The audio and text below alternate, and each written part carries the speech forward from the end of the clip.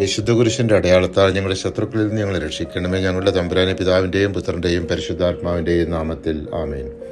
ഇസ്രായേൽക്കാർ മാസങ്ങൾ പിന്നിട്ട് മരുഭൂമിയിലെ യാത്രക്കിടയിൽ റാഫീദീമിലെത്തിയപ്പോൾ കുടിവെള്ളം കിട്ടാതെ വലഞ്ഞു. വീണ്ടും അവർ മോശയ്ക്കെതിരെ തിരിഞ്ഞു. മോശയുടെ പ്രാർത്ഥനയിൽ കർത്താവ് കനിഞ്ഞ് അവനോട് തൻ്റെ വടിയെടുത്ത് പാറമേലടിക്കാൻ പറഞ്ഞു. അങ്ങനെ അവർക്ക് സമൃദ്ധമായ കുടിവെള്ളം ലഭിച്ചു. അമലേക്യർ ഇസ്രായേൽക്കാർക്കെതിരെ യുദ്ധം ചെയ്യാൻ എത്തിയപ്പോൾ മോശ ജോഷുവയോട് യുദ്ധത്തിന് നേതൃത്വം നൽകാൻ നിർദ്ദേശിച്ചു. മോശയും അഹ്റോനും ഹൂറും മലമുകളിൽ കയറി കൈ ഉയർത്തി പ്രാർത്ഥിച്ചു.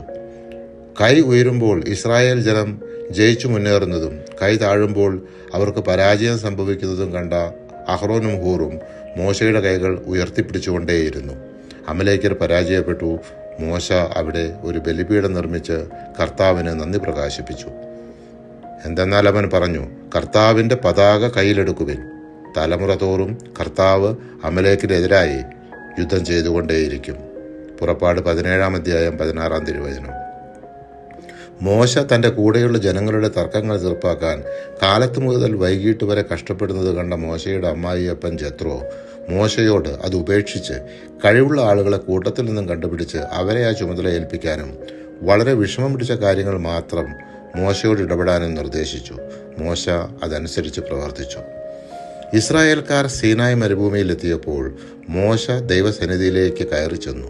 കർത്താവ് അരുളി ചെയ്തു, ഈജിപ്തുകാരോട് ഞാൻ ചെയ്തതെന്തെന്നും കഴുകന്മാരുടെ ചിറകുകളിൽ സംവഹിച്ച് ഞാൻ നിങ്ങളെ എങ്ങനെ എൻ്റെ അടുക്കിലേക്ക് കൊണ്ടുവന്നെന്നും നിങ്ങൾ കണ്ടു കഴിഞ്ഞു. അതുകൊണ്ട് നിങ്ങൾ എൻ്റെ വാക്ക് കേൾക്കുകയും എൻ്റെ ഉടമ്പടി പാലിക്കുകയും ചെയ്താൽ നിങ്ങൾ എല്ലാ ജനങ്ങളിലും വെച്ച് എനിക്ക് ഏറ്റവും പ്രിയപ്പെട്ട എൻ്റെ സ്വന്തം ജനമായിരിക്കും.